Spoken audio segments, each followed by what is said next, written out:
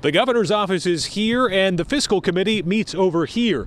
And right now there is an emerging dispute between these two Concord power centers about who has authority over $1.25 billion in relief funds coming from Washington to fight COVID-19.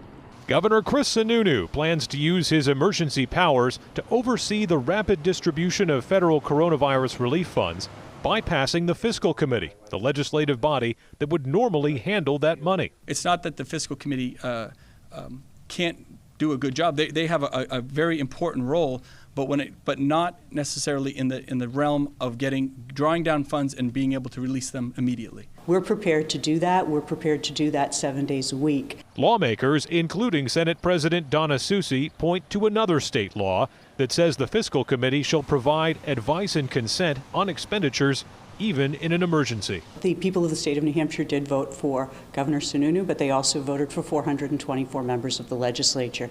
Yes, we are constrained in our ability to meet in full session, but we always had this vehicle of the fiscal committee, which is a 10-member joint committee of both House and Senate members that can meet electronically. The governor has proposed a bipartisan legislative advisory board to provide a level of oversight and transparency, and he is sending some relief spending items to the fiscal committee.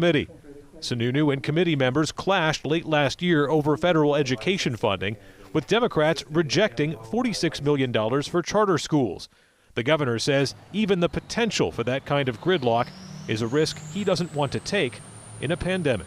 The second that gets kind of jammed up and that log jam happens and we get slowed down, we then have to answer to the people of the state as to why these funds are available and not being released. This is a consequential dispute, even if it pales in comparison to the other problems currently facing the state. Senate President Soucy tells us she's not interested in bringing this to court, but other Senate Democrats are being far more dramatic in how they characterize the governor's actions, calling his decision, quote, a power grab, and saying of the governor, quote, no one is above the law. So it's possible this could escalate. Reporting in Concord, Adam Sexton, WMUR News 9.